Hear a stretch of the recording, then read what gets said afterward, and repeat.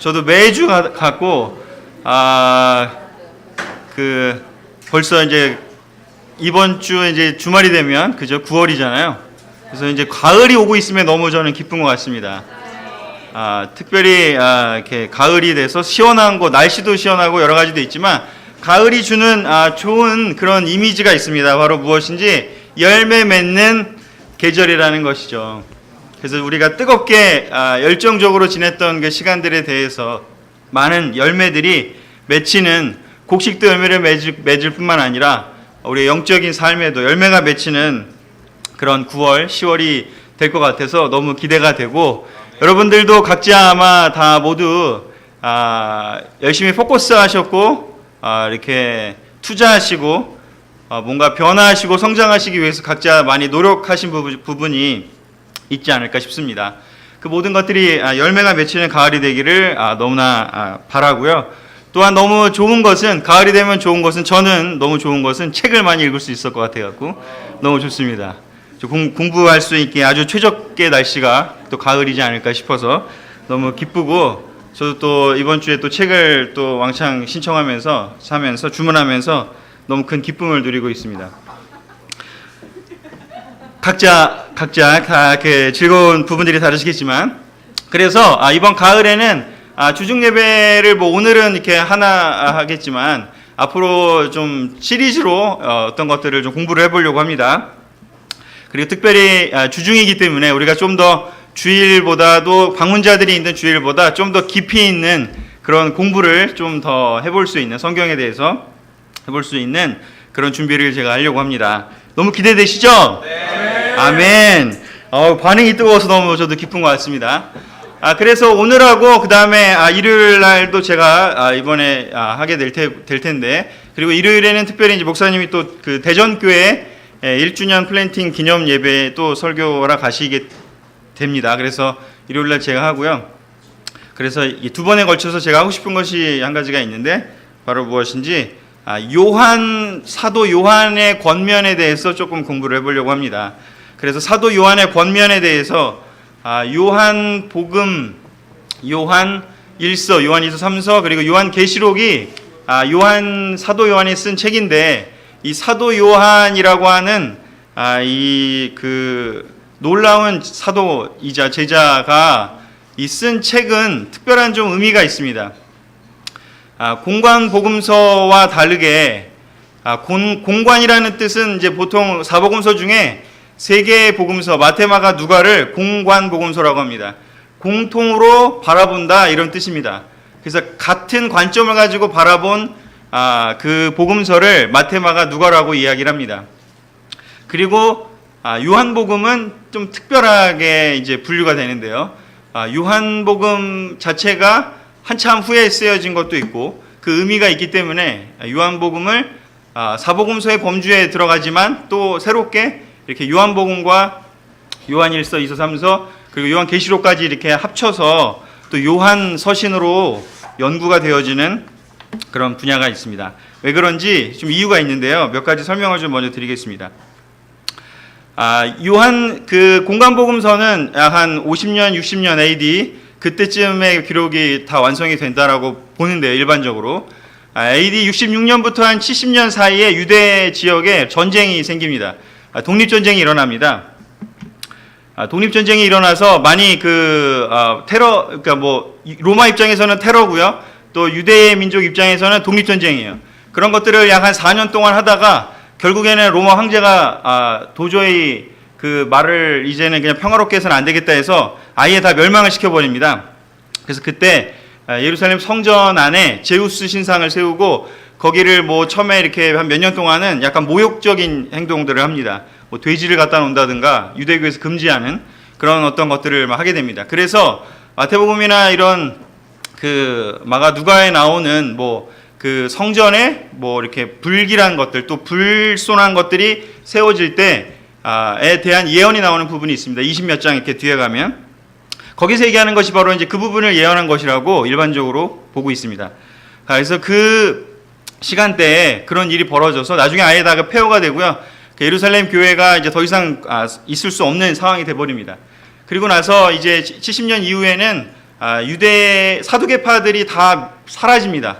사두개파들은 정치적으로 그때 헤롯 왕이라든가 그 당시에 그 정치 지도자였기 때문에 그 지도자들은 다 사라지게 되고 이제 순수한 바리새파 몇 명만 일부만 남게 돼서 유대인들도 굉장히 어려운 시간을 겪게 되는데 그때 이후로 어떤 일이 벌어지냐면요. 이제 요한 공동체라고 표현하는데 요한복음을 쓴 그 대상이 되는 사람들에게 있어서 두 가지 일이 벌어집니다. 그 이후에 어떤 일이냐면 그 전까지는 사도행전이나 다른 그 바울 서신서에 나온 것처럼 회당을 다니는 일들이 있었잖아요. 사실 회당을 다닌다는 얘기는 뭐냐면 유대인과 기독교인들이 같이 지냈다는 이야기입니다.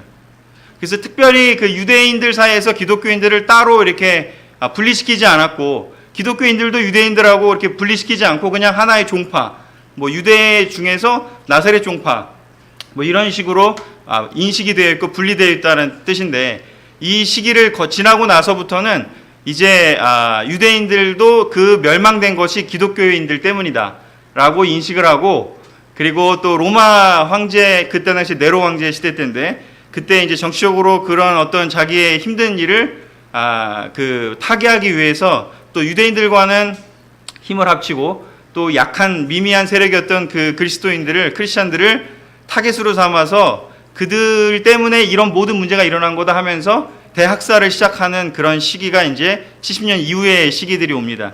그래서 요한복음은 바로 그 이후의 시기에 쓰여진 책이고요. 요한 서신들의 기록 자체가 그 이후에 쓰여진 책입니다. 그래서 내후 외환이 있었다라는 겁니다. 그전에는 유대인들하고는 그래도 사이가 좋았는데 이제는 유대인들한테도 떨어져 나가고요. 그 다음에 이제 로마에게도 박해를 받고 굉장히 어려운 시간대가 온 거죠. 바로 그런 어려운 시간대에 쓰여진 책이 바로 요한 서신들입니다. 그래서 요한복음과 요한 1, 2, 3서 그리고 그 이후에 조금 더 후지만 이제 그 책들은 계시록까지의 그 흐름이 있습니다. 그래서 이제 이 부분에 대해서 좀 두 번에 걸쳐서 오늘 좀 더 깊은 좀 이런 배경도 설명하고 주중 예배다 보니까 그리고 일요일에는 좀 더 일반적인 이야기를 더 하려고 하는데 머리가 아프신가요 혹시? 괜찮습니까? 아멘. 전 너무 기쁩니다. 이런 얘기를 할 수 있어서. 그래서 주중 예배가 너무 좋습니다. 굉장히 중요한 상황인 거죠. 바로 어떤 일이 벌어지냐면 요한복음서도 그렇고 요한 1서도 보면 가장 그 핵심적인 게 오늘은 그래서 요한 1서를 중심으로 이야기를 하려고 합니다. 요한 1서 4장 1절 2절에 이런 이야기가 있습니다. 사랑하는 여러분, 영을 받았다고 하는 사람들을 무턱대고 믿지 말고 그들이 주장하는 영이 하나님에게서 왔는지 시험해 보십시오. 거짓 예언자들이 세상에 많이 나타났습니다. 하나님의 영인 성령을 알아보는 방법은 이렇습니다. 예수 그리스도께서 인간으로 오신 것을 인정하는 사람은 모두 하나님의 영을 받은 것입니다. 아멘. 이 부분을 보면 그 당시에 그리스도인 공동체, 교회에서 어떠한 문제가 있는지를 알 수가 있습니다. 어떠한 문제가 있는지 예수님을 인간으로 오신 것을 부정하는 사람들이 있다라는 이야기가 있습니다. 그것은 무엇인지 유대인들은 예수님을 뭐라고 평가했냐면 거짓 예언자라고 이야기를 했습니다.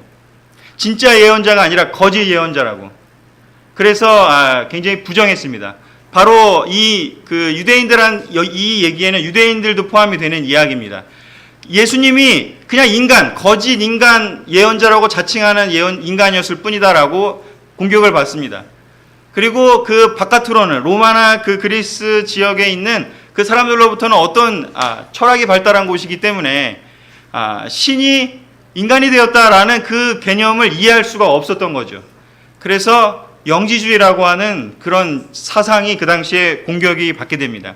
똑똑한 사람들한테 소위 어떤 공격인지 예수님이 실제로 너무나 고귀한 영을 가지신 분이었지만 그 몸이 죄를 질 수 없었기 때문에 그 고통을 당할 수 없었기 때문에 십자가에서 고통을 당하는 그 순간에 영은 벌써 하늘로 올라갔다.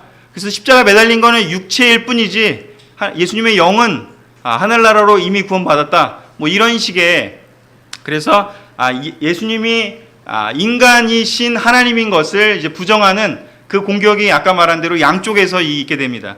그래서 사실 굉장히 어려운 시간대인데요. 그래서 예수님의 정체성에 대해서 굉장히 고민을 많이 하고 그것을 아는 것이 얼마나 중요한 것인지에 대해서 이야기를 많이 합니다.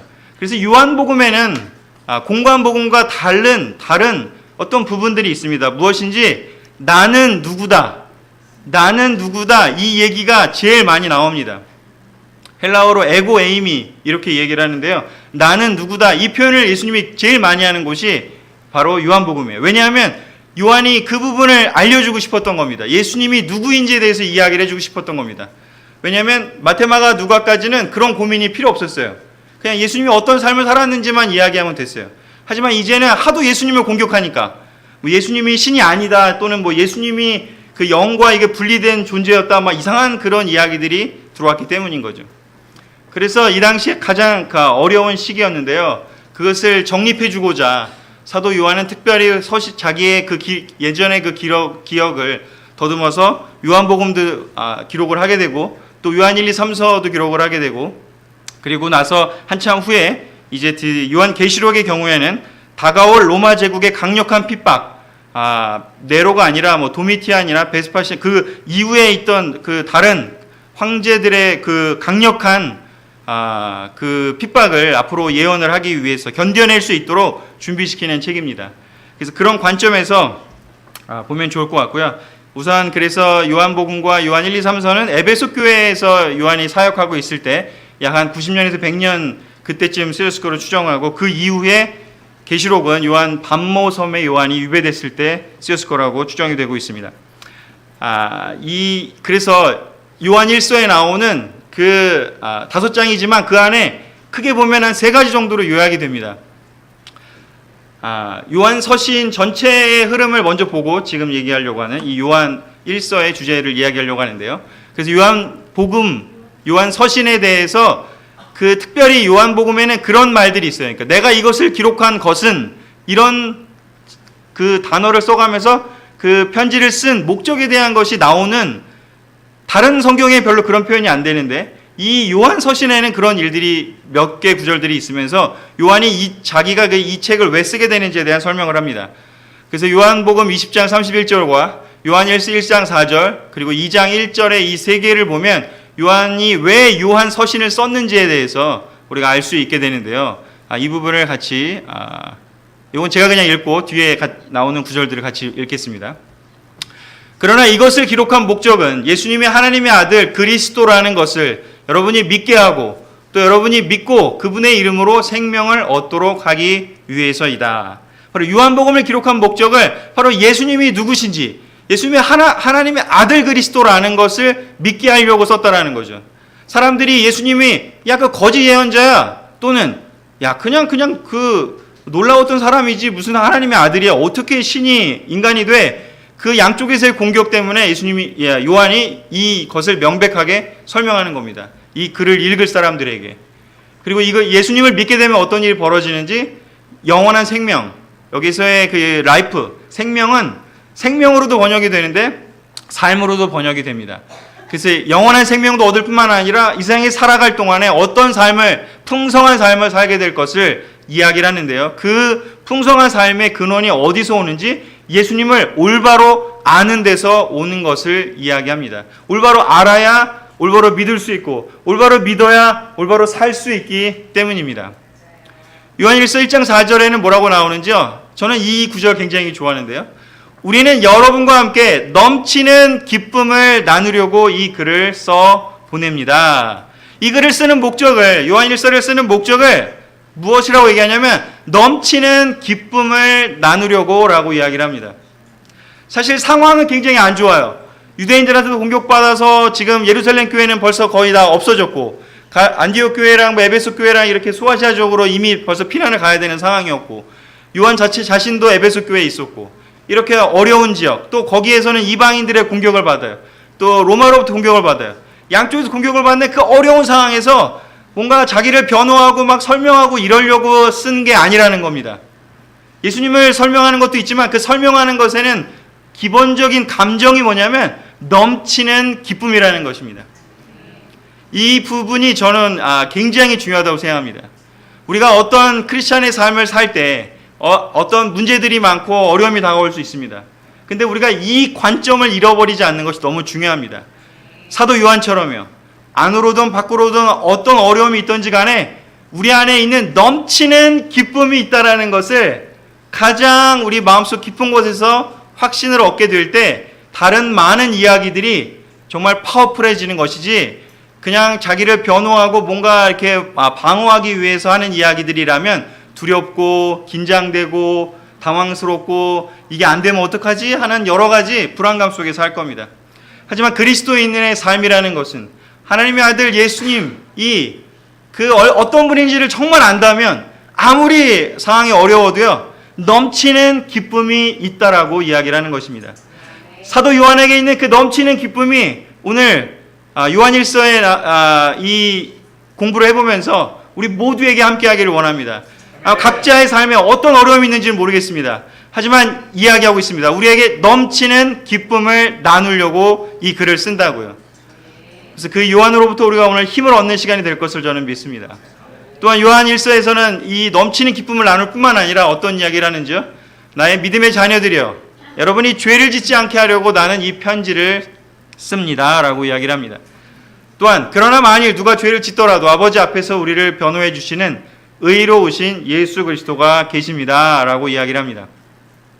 죄를 짓지 않게 하려는 것에 대해서 이야기를 합니다. 이 부분에 이제 뒤에도 설명이 더 되겠지만, 여러 가지 막 변호하고 막 이렇게 우리가 힘을 합쳐야 된다, 많은 이야기를 할 수 있는데요, 요한은 이야기합니다. 다 필요 없고요, 죄를 짓지 않는 것이 굉장히 중요하다고 강조하고 있습니다.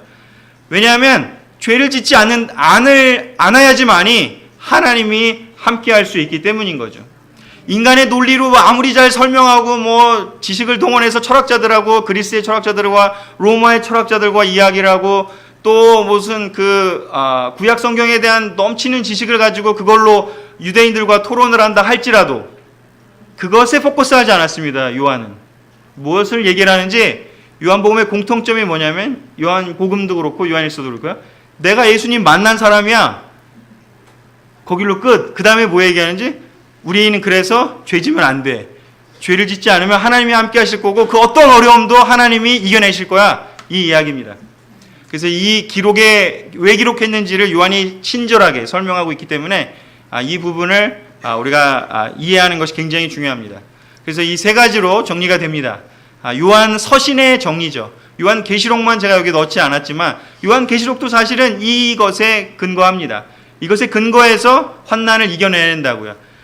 예수님이, 하나님이 세상을 이기셨기 때문에 그 핍박 오더라도 걱정 없다고요. 그리고 하늘나라의 환상을 보여주면서 핍박 때문에 죽을 수도 있어요. 하지만 우리는 다 천국에 갈 거기 때문에 걱정하지 말라고, 아무리 어려워도 하나님이 이겼다고, 끝까지 충성하고 끝까지 그 어려운 시간을 견뎌내면 하늘에 상이 있을 거라는 걸 이야기하는 것이 요한계시록입니다. 무슨 뭐 신천지가 무슨 계시록을 어떻게 설명하고 뭐 많이 있겠지만 다 필요 없습니다. 이 부분이 바로 요한계시록의 핵심인데요. 오늘 요한계시록까지는 가기 어렵고 오늘은 요한일서만 이야기를 하려고 합니다. 그래서 아까 이 정리한 것을 조금 더 설명하기 위해서 세 가지 포인트를 다시 한번 정리하고자 합니다. 그래서 우리가 아까 요한일서에서의 기록의 목적이라고 얘기한 우리 기쁨이 어디서 왔는지를 설명하는 첫 번째 포인트를 같이 나누고자 합니다. 우리 기쁨의 근원이신 예수님, 바로 이게 사도 요한이 이야기하고 싶었던, 요한일서에서 이야기하고 싶었던 부분이고요, 요한복음과도 연결이 됩니다. 같이 읽겠습니다. 요한복음 3장 16절과 요한일서 5장 4절에서 5절을 제가 적어봤는데요, 같이 읽겠습니다. 하나님이, 시작. 하나님이 세상을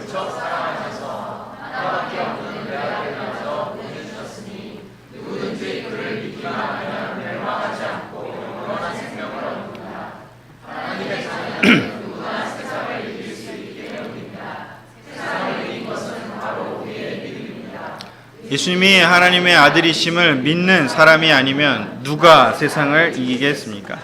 아멘. 우리 기쁨의 근원이 어디서 오는지요? 우리의 개인적으로 내가 막 건강하고 내가 막 성취를 얻고 성과를 낼 때 기쁨이 오십니까?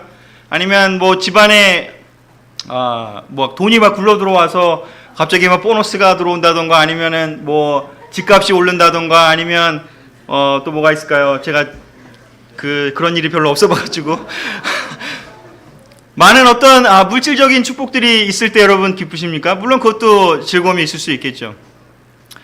또는요, 뭐 지금처럼 우리나라 선수들이 너무 잘해서 기쁨을 우리 줄 때도 있지 않습니까?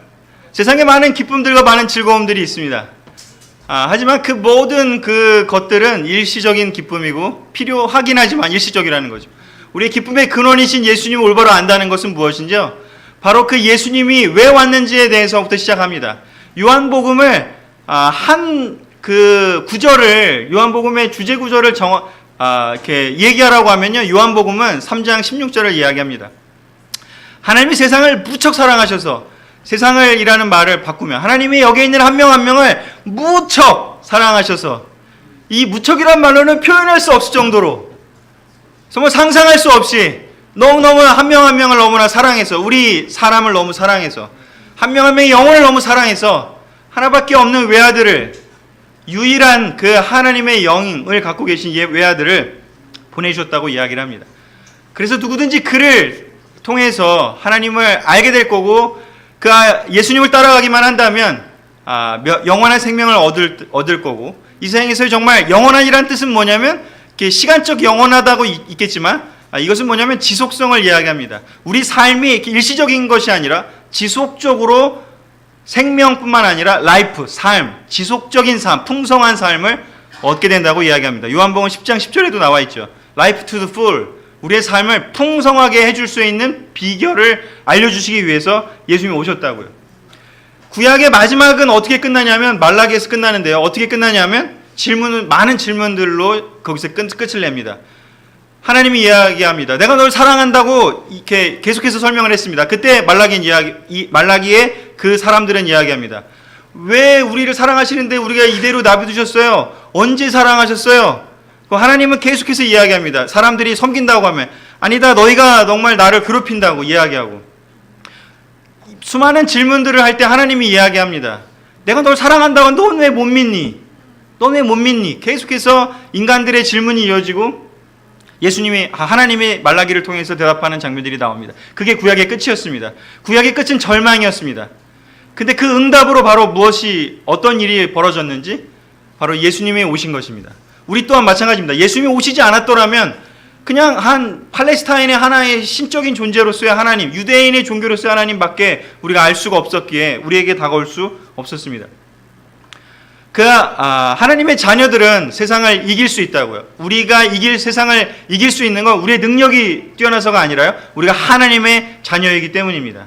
세상을 이긴 것은 바로 우리의 믿음이고요. 예수님이 하나님의 아들이심을 믿는 것은 굉장히 중요하다고 이야기를 합니다. 이 질문은 사실 예수님이 제자들한테 주기적으로 물어봤던 질문이에요. 사람들이 나를 뭐라고 하느냐? 공간복음에 많이 나오죠? 기억하시나요? 사람들이 나를 누구라고 하냐? 그 질문을 여러 번 던지세요.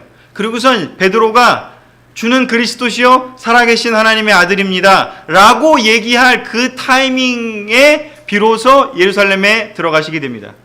왜냐하면 드디어 제자들이 예수님을 하나님의 아들로, 그리스도로 인정했구나라는 것을 예수님이 확인하시고 나서 이제 됐다라고 준비하시고 올라가시는 거거든요. 그래서 굉장히 중요한 질문입니다. 이 질문이 왜 중요하느냐? 우리가 삶에서 기쁨이 일시적인 경우에, 또는 우리의 기쁨이 근원인데 어려움이 있을 수도 있습니다. 하지만 그 근원적인 기쁨을 갖고 있는 사람은 아무리 어려움이 있어도 다시 그 기쁨을 회복합니다. 세상에서 말하는 회복 탄력성이라고도 할 수 있는데 성경적으로 보면 기쁨 탄력성입니다. 기쁨 탄력성이 있는 사람은요, 예수님을 올바로 아는 거예요. 근데 예수님을 올바로 못 아는 사람은요, 예수님을 올바로 못 안다고 해서 예수님을 부정하거나 그런 뜻을 의미하는 게 아닙니다. 예수님이 질문했던 것처럼 사람들이 나를 누구라 하냐고 할 때 사람들이 얘기했습니다. 어떤 사람은 세례 요한이 다시 태어난 거라고 얘기합니다. 어떤 사람은 엘리야가 다시 오신 거라고 얘기합니다. 이런 식으로 얘기를 했어요. 그냥 예언자 중에 한 명이라고요. 그런 사람에게는 기쁨의 근원이 있는 것이 아니기 때문에, 예수님을 올바로 아는 것이 아니기 때문에 기쁨이 사라질 때, 좋을 때는 괜찮지만 사라질 때 다시 올라오기가 어렵습니다. 왜냐하면 기쁨의 근원이 바로 예수님이기 때문에. 그래서 여러분들 질문을 해보셔야 돼요. 스스로에게. 나에게 예수님은 정말 누구이신가? 하나님의 아들이라는 뜻이 무엇입니까? 거기에는 해결하지 못할 문제가 없음을 이야기합니다. 풍랑이 칠 때 예수님과 함께 배를 타고 있을 때 제자들이 두려워 떨면서 예수님을 깨웠지 않습니까? 그때 예수님이 얘기합니다. 왜 무서워하냐고. 나랑 함께 있는데. 니네 왜 이렇게 믿음이 없냐고 이야기합니다. 여러분 가운데 풍랑이 있습니까? 자녀의 문제가 있습니까? 직장의 문제가 있습니까? 부부간의 문제가 있습니까? 아니면 어떤 문제가 있습니까? 예수님이 하나님의 아들이라는 걸 올바로 아는 사람은 진정한 평화와 진정한 기쁨이 있습니다. 그냥 한 명의 사람이 아니기 때문입니다. 하나님의 아들이라는 것은 하나님의 성품과 능력을 갖고 있다는 걸 의미합니다. 요즘 여러분들에게 있어서의 예수님은 누구십니까? 이 질문은 굉장히 중요합니다. 요한이 정말 너무나 많이 이걸 알려주고 싶었기 때문에 그 편지를 썼다고 이야기했습니다. 우리가 기쁨이 쉽게 사그라들고 기쁨 탄력성이 오래 걸리거나 아니면은 아예 오지도 않거나 아니면 굉장히 힘드신 분들이 있다면 잘 생각해 보십시오. 여러분의 기쁨이 오는 것은 영원한 기쁨, 흔들리지 않는 기쁨, 다시 회복되는 기쁨을 얻으려면 예수님이 누구신지를 올바로 아는 것이 너무 중요합니다. 복음서의 저자들이 바로 그것을 알려주기 위해서 그 성경의 기록을 해놓은 것입니다. 여러분 깊게 생각해 보시고 여러분이 정말 기쁨이 어디서 오는지를 다시 회복하시고 거기서부터 힘을 충전을 쭉 해서 기쁨의 그 게이지가 다시 올라갈 수 있도록 해보십시오. 아무 문제가 해결되지 않았어도 예수님과 함께 배를 타고 있는데 뭐가 문제이십니까? 거기서부터 시작하셔야 됩니다. 그렇다고 해서 문제를 직면하지 않을 것도 아니고요. 문제는 문제예요. 해결해야 돼요. 굉장히 머리도 많이 써야 되고 고민해야 되고 어렵습니다. 하지만 사도 요한이 이야기합니다. 내가 이 글을 쓰는 이유는 넘치는 기쁨을 나누고자 하는 거라고. 너네가 예수님에 대해서 생각하지 않고 네 힘으로 아무리 문제 해결하려고 한다면 그거 기쁨 잃어버리고 말 거라고. 그렇게 얘기합니다. 내가 예수님 만난 사람이야. 거기서부터 시작합니다. 요한일서 잘 보세요. 다른 얘기 안 해요. 예수님에 대해 철학적인 논쟁도 하지 않고요. 구약 갖고 설명도 안 해요. 딱 얘기합니다. 시작하자마자 그 위대하심을 내가 본 사람이라고. 그리고 끝입니다. 그 다음에 이야기합니다. 거기서 기쁨이 온다고요. 우리의 기쁨을 다시 회복하시는 시간이 되기를 권하고 싶습니다. 그래서 데살로니가전서, 요한 서신은 아니지만 데살로니가전서 5장 16절 18절을 꼭 기억하기를 원합니다. 같이 읽겠습니다. 시작. 항상 기뻐하십시오.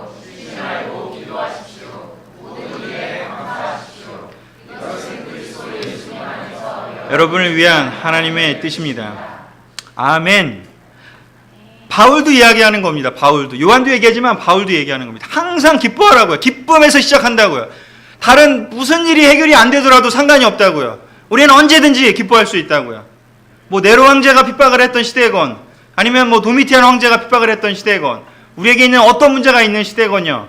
솔직히 그 시대보다 지금의 시대 비교하면 핍박도 아니고 어려움도 아니지 않습니까? 인류 역사상 비교할 때 우리처럼 사실 쉬운 지사람 사는 때가 없습니다. 우리가 그들 앞에서 감히 우리가 힘들다고 이야기할 수가 없습니다. 근데 그들도 이야기를 합니다. 항상 기뻐하고 항상 그 기쁨을 나누고자 노력했습니다. 그 기쁨의 근원이 바로 어디였는지 예수 그리스도께서 왔고 하나님의 자녀가 되는 그 특권을 우리가 얻었기 때문이라고 이야기합니다. 그리고 나서 두 번째 기도하는 일도 기쁨이 있고 난 후에 이야기가 되고요. 기도한 다음에는 꼭 감사하라고요. 기도하고 난 다음에 그것이 이루어질 거기 때문에. 또 안 이루어지더라도 기도했기 때문에 안 이루어지면 안 이루어지는 게 하나님의 뜻이구나라고 깨달을 수 있으니까 또 감사할 수 있지 않습니까? 그래서 모든 이 시작은 기쁨에서 시작하고요.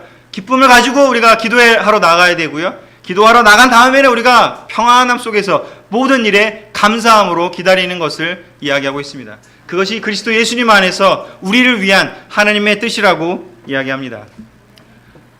두 번째로 이야기하겠습니다. 하나님의 자녀는 계속 죄를 짓지 않는다. 요한일서 3장 6절에서 9절인데요. 같이 읽도록 하겠습니다. 그분 안에서 시작. 죄를 짓지 않습니다. 알지도 못하는 것입니다. 죄를 짓지 않습니다.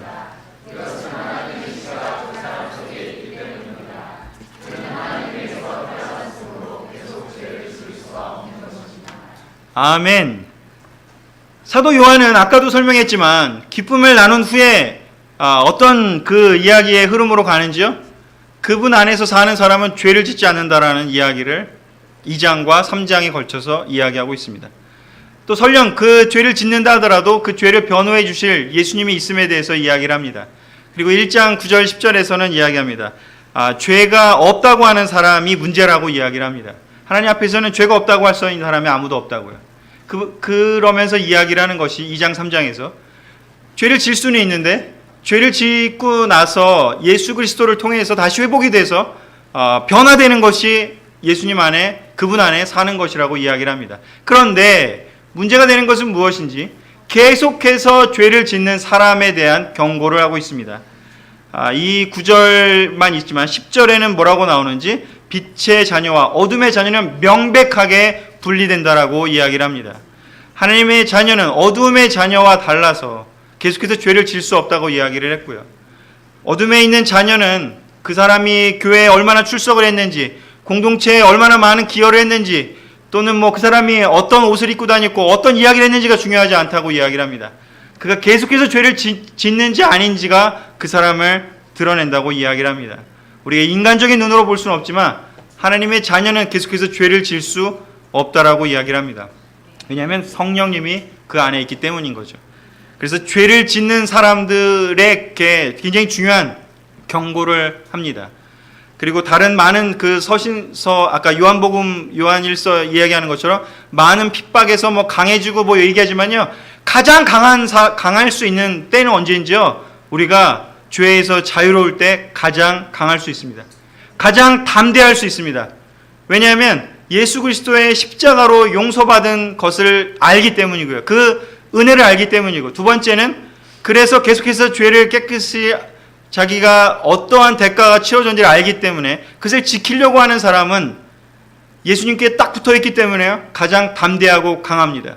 그리고 죄가 해결됐기 때문에 죽음이 두렵지 않습니다. 그렇기 때문에 이 세상에 대한 특별한 미련이 없습니다. 핍박이 와도 별로 개의치 않습니다. 그렇기 때문에 죄를 짓지 않을 때 우리가 담대할 수 있습니다. 사람이 담대해지지 않고 뭔가 두려움이 많고 뭔가 찜찜하다 싶으면요, 죄가 그 안에 있을 가능성이 큽니다. 실질적인 죄를 지었을 수도 있고, 아니면은 두려움이 있을 수도 있고, 눈에 보이지 않는 그런 죄들이 있을 수도 있습니다.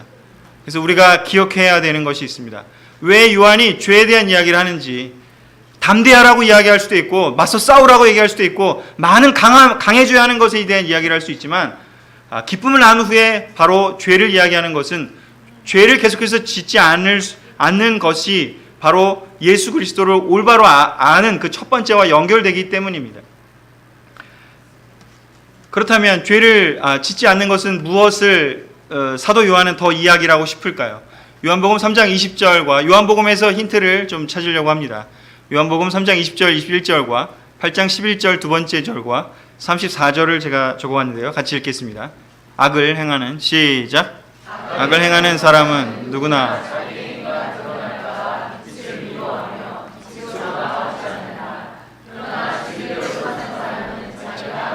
뜻을 따라 살고 있다는 것을 위해서 빛으로 나아온다. 그때 예수님은 그렇다면 나도 너를 죄인 취급하지 않겠다. 가서 다시는 죄를 짓지 말아라 하고 말씀하셨다. 내가 분명히 너에게 말한다. 죄를 짓는 사람은 누구나 다 죄의 종이다. 아멘. 예수님의 말씀을 요한이 기록을 해놨고 기억을 했고, 이 기억 때문에 어쩌면 요한일서에서 그 이야기를 한지도 모르겠습니다. 왜냐하면 예수님이 이런 이야기들을 했기 때문이죠. 왜냐하면 예수님의 포커스는 무엇이냐면 죄를 짓지 않는 그 수 있는 삶을 주기 위해서라는 거죠. 사람들의 포커스는 뭐냐면 죄를 지면 죄에 대한 대가를 치르게 하고 돌을 던지고 뭔가 처벌하는 것이 목적이었지만, 예수님은 그 가늠한 여인에게도 이야기했습니다. 내가 너를 죄인 취급하려는 게 사람들의 목적이지만 나는 그게 목적이 아니라고. 나는 너희를 그것에서 자유롭게 이미 저질러진 과거에 대해서 해결해주고 다시 죄를 짓지 않는 삶을 살게 하기 위한 게 목적이라는 거죠. 그래서 그렇게 하려는 사람들은 바로 어떤 삶을 사는지, 자기가 하나님의 뜻을 따라 살고 있다는 걸 나타내게 빛으로 나온대. 스스로 빛으로 나오는 사람. 그래서 어떤 사람들하고 시간 보내면 그 사람들이 하나님하고 딱 붙어있는 사람인지 아닌지, 영적인 걸 추구하는지 아닌지를 알아볼 수 있는 그 아주 좋은 방법은요, 요한복음도 이야기하고 요한일서 1장에도 얘기하는 것처럼 우리가 죄를 같이 나눠보자, 우리 죄책감을 나눠보자, 우리 마음속에 있는 자기가 뭔가 꺼림칙한 걸 나눠보자 라고 할 때 어떤 것이든 그런 것들을 기꺼이 이야기하는 사람, 적극적으로 자기가 이야기하려고 하는 사람인지 아닌지, 죄가 뭐 짓는 것이 한 10이라면 한 1과 2만 되더라도 벌써 센스하고 거기에 대해서 나눌 수 있는 사람.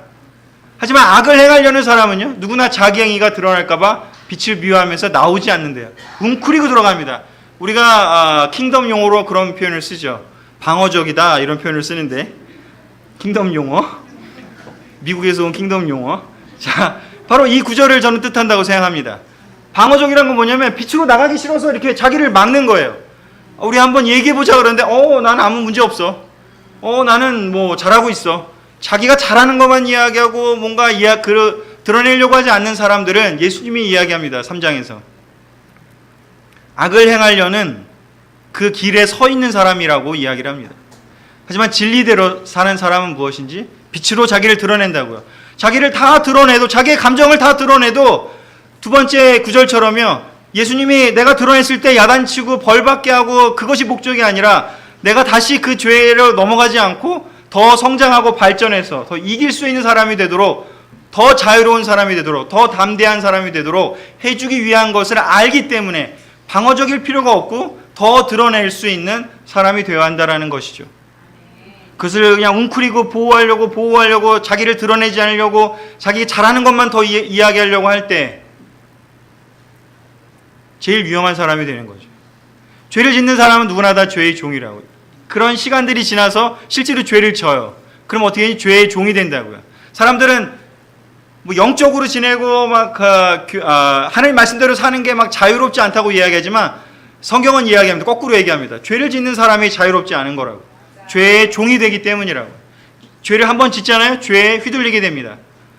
어떤 의사들이요, 자유행위를 막 옹호합니다. 제가 확 다 따져본 건 아니지만 제 추측으로는 그분들이 아마 자유행위하는 사람들일 거예요. 자기가 자유행위를 하는데 그것이 자기를 정당화하지 못하기 때문에 어떻게 그거를 설명하겠습니까? 그냥 좋은 거라고, 괜찮다고 설명하고 싶겠죠. 자기가 죄를 짓는 사람들이 죄를 옹호하는 사람이 되는 겁니다. 죄의 종이 되는 사람이 처음에는 죄에 그냥 드러내고 있지 않겠지만 로마서 1장에 뭐라고 얘기하는지 나중에 그 죄를 옹호하고 오히려 죄를 전파하는 사람이 된다고 이야기를 합니다. 죄의 종이 되는 길에 가게 된다는 거죠. 그 길에 가지 않게 하려고 예수님이 또 요한이 부단히 얘기하는 것이 계속해서 오픈하라고, 드러내라고 이야기를 하는 겁니다. 이럴 때 비로소 담대해지고 강해진다라고 이야기합니다. 진정한 제자의 삶의 강함과 담대함은 어디에서 나오는지, 모든 걸 다 드러내도 안전하다고 느끼는 하나님의 자녀됨, 하나님이 이 세상을 너무나 사랑해서, 나를 너무나 사랑해서 이 세상에 오셨고 나를 위해서 목숨까지 버리시면서 사랑해 줬다는 걸 믿기 때문에 자기가 다 드러내도 하나님이 벌하시지 않고 구원하실 걸 믿는 그 믿음 때문에 안전하고 두려움이 없는 삶을 살게 되기 때문입니다. 세 번째요, 요한일서 3장 16절에 같이 적었는데요, 하나님으로부터 오는 사랑을 배워라. 요한이 이야기합니다. 물론 그 앞에 하나가 있는데 제가 생략을 했습니다. 하나님이, 예수님이 세상을 이겼다, 이 이야기를 요한이 또 합니다. 그리고 난 후에 이야기합니다.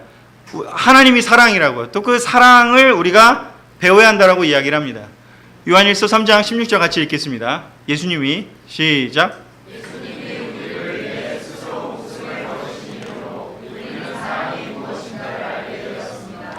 그러므로 우리도 형제를 위해 목숨을 버리는 것이 마땅합니다. 아멘. 요한이 얘기합니다. 예수님이 오셨기 때문에 사랑이 뭔지를 알게 됐더라고요. 지금은 벌써 2000년이 지났기 때문에 우리는 사실은 예수님이 아닌 많은 사람들의 놀라운 희생적인 사랑들을 봤습니다. 뭐 미션에 나오는 선교사가 그렇게 희생하는 영화도 있었고요. 또는 뭐 많은 쉰들러 리스트에 나오는 그런 위대한 사람도 봤었고, 또 뭐 마더 테레사 같이 자기의 삶을 바치는 사람도 봤었고, 우리나라에도 뭐 소록도에 있었던 그런 그 수녀님들도 있었고, 굉장히 많이 헌신적으로 그 생활에는 많은 사람들이 2000년에 많이 있었습니다. 그래서 어떤 사람들은 뭐 그건 예수님만 할 수 있는 거야? 뭐 인간도 충분히 그렇게 이타적인 사랑할 수 있어 라고 인본주의적으로 주장하는 사람들이 많습니다. 하지만 성경은 이야기하고 또 역사는 증명하고 있습니다. 예수님이 2000년 전에 이 스스로 목숨을 버리신 일이 있은 이후에 일어난 일이라고요. 그런 일들은요. 그 이전에는요, 그런 일이 존재하지 않았다고요. 그 이전의 세상은요, 전쟁과 평화가 있다면 전쟁이 일반적이고 평화가 이상한 그런 것이 일반적이었던 시대였습니다. 예수님이 오셨기 때문에 그 뒤에 수많은 사람들이 예수님을 따라서 진정한 사랑이 무엇인지를 알게 되고 그 길을 따라갔다라는 것이 성경의 이야기고 실제 역사의 기록이라고 볼 수 있습니다.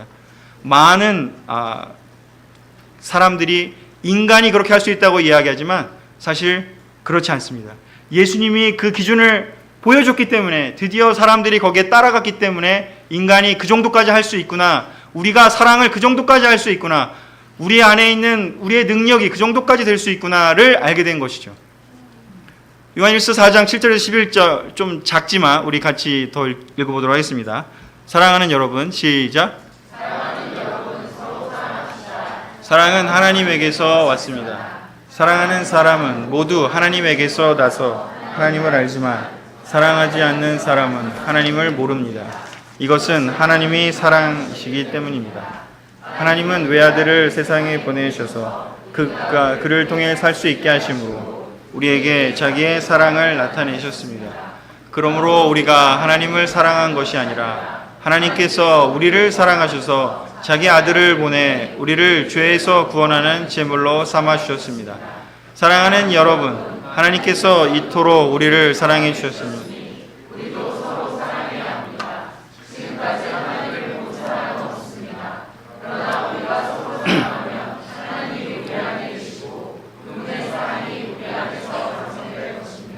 아멘. 요한은 내가 예수님을 받고 그 증인이다 이야기한 후에 죄를 짓지 않는다, 빛의 자녀들은 이런 죄 짓지 않는 삶을 산다 라고 이야기한 후에 예수님이 세상을 이기셨다라는 선언을 하고요, 그 이후에 이 이야기를 합니다. 그래서 우리가 사랑하자고, 사랑을 배워야 한다라고 이야기를 합니다. 그런데 요한이 이야기하는 것은 무엇인지, 우리가 그냥 사랑하자가 아니라 예수님이 우리를 이토록 사랑해 주셨으니, 하나님이 우리를 이토록 사랑해 주셨으니 우리도 서로 사랑해야 합니다라고 이야기를 합니다. 어떤 사람들은 또 어떤 때는 우리가 이 뒷부분, 그래서 내가 사랑해야겠구나, 내가 또 뭘 해야겠구나, 이런 생각을 많이 할 수 있습니다. 하지만 요한이 얘기하고 싶은 것은 무엇인지, 하나님으로부터 사랑이 왔다라는 걸 이야기합니다. 사랑이 무엇인지를 하나님이 알려준 거라고 이야기합니다. 그래서 우리가 포커스해야 될 것은 무엇이냐면, 먼저 사랑을 받는 것에 포커스해야 됩니다. 하나님이 우리를 어떻게 사랑했는지, 그 사랑을, 하나님이 우리를 어떻게 사랑했는지를 우리가 묵상하고 또 이해하려고 하고 생각하려고 하고, 그것이 정말 그 깊은 확신으로 다가온다면 그 다음부터 사랑하는 건 너무 쉬워요. 왜냐하면 제가 지금까지 많은 사람들을 봤지만 결국은 사랑을 얼마만큼 받았는지가 그 사람이 어떻게 사는지를 결정한다고 저는 감히 이야기할 수 있다고 생각합니다. 틴이든 자녀들이든 아니면 누구든지, 그가 정말 충분히 사랑받은 사람, 그 안에 사랑이 정말 충분하게 받은 사람이 비로소 사랑할 수 있는 거죠. 우리 성경 공부가 놀라운 것은 무엇이냐면, 세상에서 받을 수 없는 그런 사랑들을 그 성경 공부하는 시간 동안 하나님이 너를 얼마나 사랑했는지를 우리가 알려줄 수 있는 시간이기 때문에 특별한 겁니다. 왜 사람이 바뀌는지, 어떤 사람은 3일 만에 성경 공부하고 세례 받기도 하고, 어떤 사람은 오래 하기도 하지만 결국은 핵심은 무엇인지요? 하나님이 이토록 당신을 사랑해 주셨는지를 구체적으로 성경을 통해서 또 예수님의 말씀을 통해서 직접 자기가 읽고 개인적으로 받아들일 그 타이밍이 왔을 때 비로소 예수님과 연합해서 죽는 그 물에 들어갈, 세례 자리에 들어갈 결정을 하게 된다라고 믿습니다. 우리 분당교회가 다시 사랑을 키우기를 원합니다. 근데 어떻게 키울 거냐? 우리끼리 또 뭘 해보자, 리트리트 가자, 아니면 서로 마니또를 해보자, 여러 가지 할 수 있어요. 다 좋아요. 하지만 우리가 기억해야 돼요. 사도 요한은 제시했습니다. 하나님이 사랑의 근원이라고요.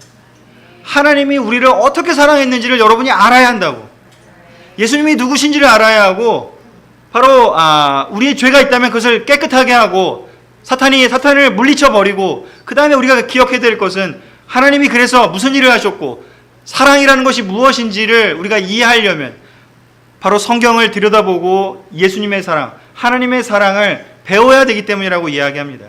그저 우리끼리 앉아가지고 내가 요즘 너한테 사랑을 느끼니 안 느끼니, 아니면은 내가 저 사람한테 사랑하게 뭘 해야 될까, 그런 것들을 물론 할 수 있어요. 하지만 그렇게 된다면 우리는 그냥 하나의 사회의 하나의 클럽 그런 거밖에 되지 않을 거예요. 근데 우리 모두가 서로가 저 사람이 날 얼마나 사랑하는지, 이 교회가 얼마나 우리를 사랑하는지 그런 거 신경 쓰는 게 아니라 모두가 하나님에게부터 사랑을 배우려고 노력하는 공동체가 바로 예수 그리스도의 공동체라는 것이죠. 사람들이 나 얼마나 사랑했는지, 얼마나 사랑이 줬는지가 아니라 예수님이, 하나님이 나를 얼마나 사랑했는지, 그 사랑의 근원이 바로 하나님이었기 때문에 그것을 끊임없이 배우려는 것이 공동체이어야 합니다. 그래서 우리가 함께 나눠야 될 것은 무엇인지, 사도 요한이 제시하는 것은 무엇인지, 각자가 하나님의 사랑을 이번 주에 얼마나 느꼈는지, 자기의 삶에서, 자기의 직장 생활에서, 자기의 콰이타임을 통해서, 자기의 경험을 통해서 그것들을 더 나눠야 됩니다. 부부가 앉아서 당신이 나 얼마나 사랑했는지 이런 얘기 하지 말고, 내가 하나님께 어떤 사랑을 배웠는지, 가족들하고 패밀리타임을 하면서 바이블톡에 모이면서 하나님이 나를 얼마나 사랑했는지 내가 이번 주에 이걸 느꼈다고, 성경을 읽었더니 이렇게 해서 느꼈고요, 삶에서 이런 걸 느꼈다고, 내 인생에서 이렇게 사랑해 주셨구나, 그런 걸 느꼈다고 우리가 더 많이 그런 걸 나눠야 합니다. 왜냐하면 하나님에게서 사랑이 왔기 때문이죠. 우리는 사랑이 없습니다. 우리는 달이에요. 우리는 별이에요. 우리는 빛을 낼 수가 없어요. 우리는 어둠 속에 있을 때 태양의 반사에서 낼 뿐입니다.